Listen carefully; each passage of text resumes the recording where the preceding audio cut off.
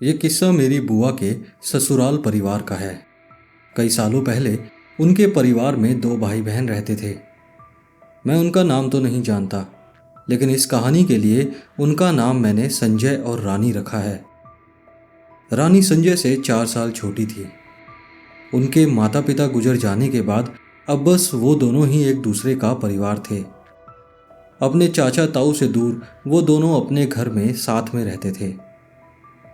एक दूसरे की छोटी बड़ी ज़रूरतों का ध्यान भी रखते थे। हर साल रानी संजय की कलाई पर राखी बांधती थी और संजय भी एक छोटा सा उपहार उसको लाकर देता था। इस बार भी रक्षाबंधन करीब आ रहा था और रानी ने पहले ही राखी खरीद ली थी। लेकिन इस बार रक्षाबंधन से एक हफ्ता पहले ही रानी बीमार पड़ गई। बुखार उसे कमज़ोर कर रहा था। डॉक्टरों ने कहा साधारण बुखार है, लेकिन उसकी हालत दिन ब दिन बिगड़ती जा रही थी। संजय भी बहुत परेशान था। रक्षाबंधन से एक दिन पहले रानी की हालत बहुत ज़्यादा बिगड़ गई। उसने संजय से कहा, भैया, लगता है इस बार मैं तुम्हें राखी नहीं बांध पाऊंगी। दोनों की आंखों में आंसू थे। संजय ने उसे दिलासा दिया, तू बहुत जल्द ठीक हो जाएगी मेरी प्यारी बहन। तेरा भाई है ना, तुझे कुछ नहीं होने देगा। तू वादा कर कि मेरे मरते दम तक तू हर बार मेरे राखी बांधेगी, कभी भी मेरी राखी नहीं छोड़ेगी। रानी ने अपने भैया से वादा किया, पक्का भैया, मेरा वादा है आपसे। उसी रात रानी की तबीयत बहुत ज़्यादा बिगड़ गई। उसे अस्पताल ले जाना पड़ा, लेकिन रास्ते में ही रानी ने दम तोड़ दिया। राखी से एक रात पहले दोनों भाई बहन अब अलग हो गए थे। राखी वाले दिन रानी का अंतिम संस्कार हुआ। संजय अंदर से टूट चुका था। जिस दिन वो अपनी छोटी बहन पर प्यार लुटाता था, उसी दिन वो उसकी चिता को आग देकर आया था। रात में संजय रोते रोते सो गया, लेकिन थोड़ी देर बाद ही उसकी आंख किसी आवाज से खुली। उसने आंख खोलकर देखा तो उसके सामने रानी खड़ी थी। पहले तो उसे अपनी आंखों पर विश्वास नहीं हुआ, लेकिन धीरे धीरे रानी उसके पास आ रही थी। वो रानी को देखकर हक्का बक्का रह गया था। रानी उसके पास आकर बैठी और उसके हाथ पर राखी बांधने लगी। संजय ये सब बस देखता रह गया। रानी ने अपने भाई के सिर पर हाथ रखकर कहा, भैया, मैं रक्षाबंधन के दिन अपने भाई की कलाई सूनी कैसे रहने देती, इसलिए मैं राखी बांधने आ गई। संजय की आंखों में आंसू आ गए। उसके गले से कोई आवाज नहीं निकली। रानी खड़ी हुई और बाहर की ओर चलने लगी। सुबह जब संजय की आंख खुली तो उसे लगा कि उसने कोई सपना देखा था, लेकिन जैसे ही उसने अपने हाथ को देखा, उसकी कलाई पर सच में राखी बंधी हुई थी।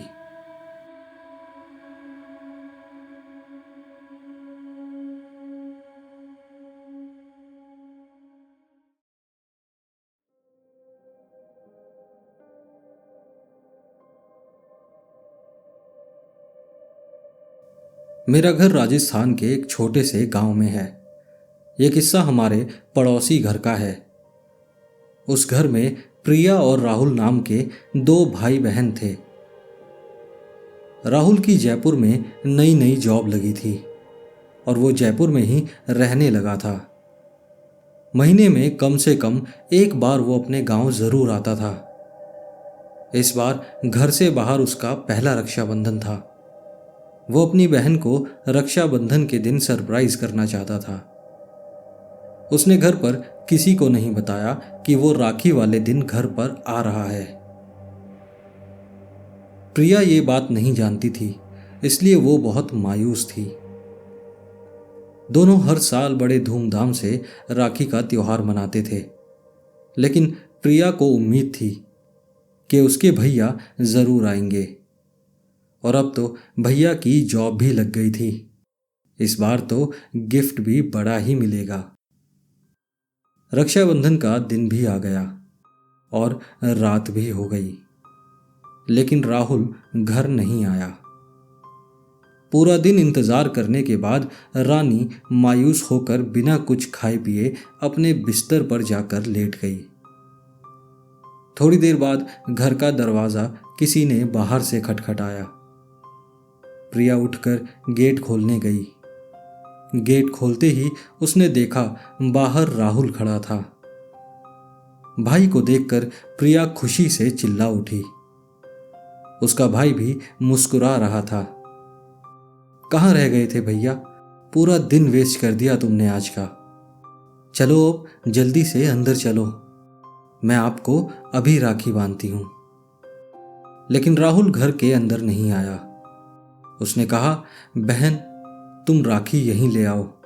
मेरी सजा यही है कि अब राखी बंधाकर ही मैं घर के अंदर जाऊंगा। प्रिया हंसकर भागी और राखी लेकर आ गई। उसने बड़े प्यार से राहुल की कलाई पर राखी बांधी और अपना गिफ्ट मांगने लगी। अरे, मैं पास वाली दुकान पर कुछ सामान लेने रुक गया था। लगता है तुम्हारा गिफ्ट भी दुकान पर ही रह गया है। रुको, अभी लेकर आता हूं।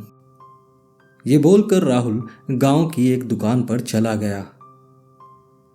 प्रिया की खुशी का कोई ठिकाना नहीं था। वो वहीं गेट पर राहुल का वेट करने लगी। कुछ देर बाद अंदर से प्रिया की मां बाहर आई और उससे पूछा कि वो गेट पर क्यों खड़ी है। प्रिया ने बताया कि भैया आ गए हैं, अभी बस दुकान पर गए हैं, आते ही होंगे। घर वाले पूरी रात वेट करते रहे पर राहुल दोबारा घर नहीं आया। पूरे गांव में उसको ढूंढा गया, लेकिन प्रिया के अलावा किसी ने भी राहुल को नहीं देखा था। अगले दिन सुबह हुई तो गांव में खबर आई। पिछली दोपहर राहुल को जयपुर में किसी बस वाले ने कुचल दिया था और उसकी मौके पर ही मौत हो गई थी। प्रिया ने इस खबर को कभी सच नहीं माना। वो हमेशा यही कहती थी कि मेरा भाई आया था और मैंने उसे राखी बांधी थी। वो तो बस मेरा गिफ्ट लेने गया हुआ है।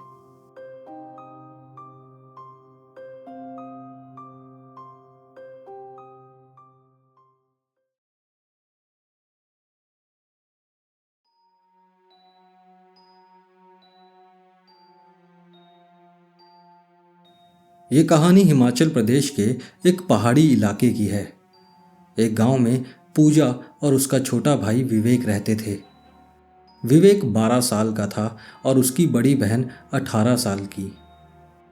पूजा अपने छोटे भाई से बहुत प्यार करती थी। विवेक भी अपनी बहन का हर कहा मानता था। एक दिन विवेक अपने दोस्तों के साथ जंगल में खेलने गया हुआ था। खेलते खेलते न जाने कैसे विवेक अपने दोस्तों से अलग हो गया और कहीं खो गया। उसके दोस्तों ने उसे बहुत ढूंढा, लेकिन विवेक कहीं नहीं मिला। थक हार कर सभी बच्चे गांव वापस लौट आए। पूरे गांव वालों ने कई दिनों तक विवेक को जंगल में खोजा, लेकिन वो कहीं नहीं मिला। घर वाले भी बहुत दुखी और परेशान थे। पूजा का तो मनोबल ही टूट गया था। वो पूरे दिन बस रोती रहती थी।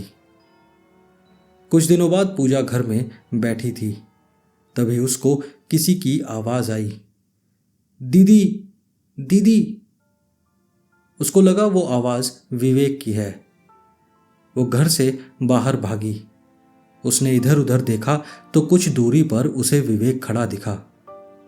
उसके कपड़े फटे हुए थे और उसके मुंह, हाथ और पैर खून से सने हुए थे। वो अपने भाई को इस हालत में देखकर उसकी तरफ चिल्लाते हुए भागी। अपनी बहन को भागते हुए देखकर विवेक भी भागा, लेकिन वो अपनी बहन की तरफ नहीं, दूसरी दिशा में भागा। पूजा हैरान हो गई कि विवेक उल्टी तरफ क्यों भाग रहा है। विवेक रुक जा विवेक, वो चिल्लाते हुए भाग रही थी। उसकी आवाज सुनकर गांव के कुछ लोग पूजा के पीछे पीछे भागने लगे। भागते भागते विवेक और पूजा जंगल में घुस गए। लेकिन विवेक नहीं रुका। जंगल में भी काफी देर भागने के बाद विवेक एक पेड़ के पास जाकर रुका। पूजा भी विवेक को देखकर रुक गई और खड़े होकर सांस लेने लगी। इधर आओ विवेक, मेरे पास आओ। वो विवेक को अपने पास बुला रही थी, पर विवेक खड़ा होकर अपने हाथ से एक तरफ इशारा करने लगा। पूजा ने उस तरफ देखा तो उसे वहां एक बच्चे का शरीर दिखा। किसी जंगली जानवर ने उस बच्चे को आधा खा रखा था। पूजा ने डर के मारे अपनी आंखें वहां से हटा ली और विवेक की तरफ देखा, लेकिन विवेक अब वहां नहीं था, वो गायब हो गया था। पूजा हड़बड़ाकर इधर उधर भागने लगी, विवेक को ढूंढने लगी। अब तक गांव वाले भी पहुंच चुके थे। गांव वालों ने उस बच्चे के शरीर को देखा। सबको पहचानने में देर नहीं लगी। वैसे पहचान तो आप लोग भी गए होंगे कि वो शरीर किसका था, वो बच्चा कौन था। कमेंट्स में लिखकर ज़रूर बताएं और ये भी बताएं कौन सी कहानी आपको सबसे ज़्यादा इमोशनल लगी। इस वीडियो को भी लाइक करें और इस चैनल को भी सब्सक्राइब करें। हैप्पी रक्षाबंधन।